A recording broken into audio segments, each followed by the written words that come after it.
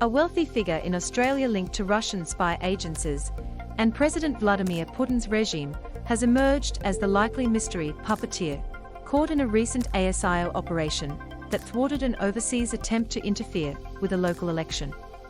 Key points: intelligence sources have told the ABC the interference was orchestrated by Russia. Intelligence sources have told the ABC the interference was orchestrated by Russia. The head of ASIO would not identify which jurisdiction the thwarted plot happened in. The head of ASIO would not identify which jurisdiction the thwarted plot happened in. Russia was identified as the likely source of a nest of spies in Australia last year. Vague details of the foreign interference plot were first publicly revealed on Wednesday night, when ASIO boss Mike Burgess delivered his annual threat assessment inside the spy agency's Canberra headquarters. During his speech, Mr. Burgess outlined how a wealthy individual with direct and deep connections with a foreign government covertly sought to undermine Australia's sovereignty.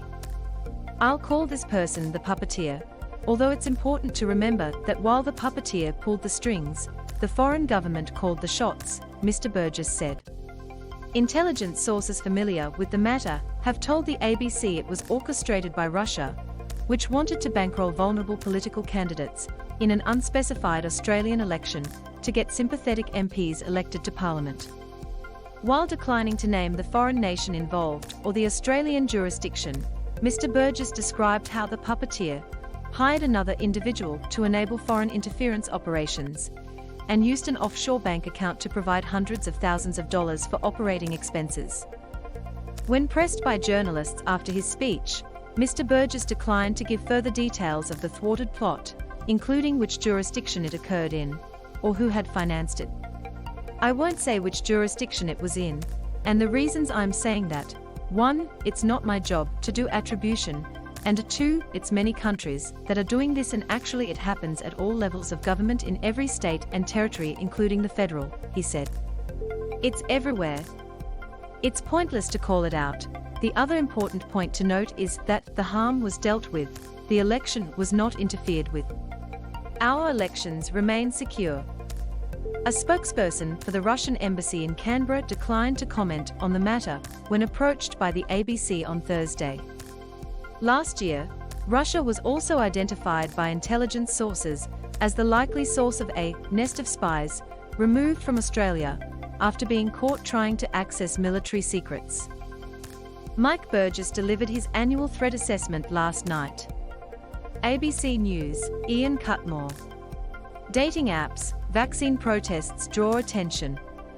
The ASIO boss has also revealed how foreign spies are using Tinder and other dating apps to recruit Australians with access to sensitive government secrets. ASIO is also tracking suspicious approaches on dating platforms such as Tinder, Bumble and Hinge, Mr. Burgess said. "My message for any potential victims on these sites is a familiar one: if it seems too good to be true, it probably is."